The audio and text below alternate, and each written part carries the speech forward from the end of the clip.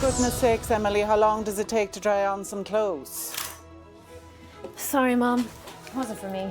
Oh, I don't know why I try sometimes. 'Cause I'm one of a kind. One is all I'm able for. Nah, joke you.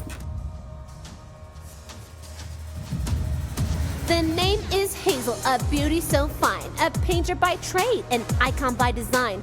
Born in Chicago in the US of A, Daddy was wealthy, it was in our DNA. Our ancestors were Irish, you know how it goes. I had the emerald charm from my head to my toes. When I grew up, I needed to move. I settled in Ireland and found a new groove.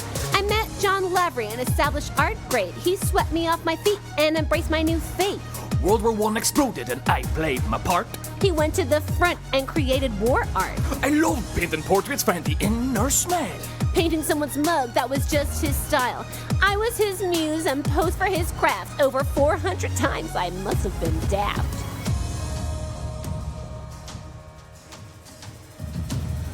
The greatest gift bestowed by the Irish Free State was to have our new banknotes adorn up my face. For over 50 years, I was the image of dough until the punt disappeared and we joined the euro.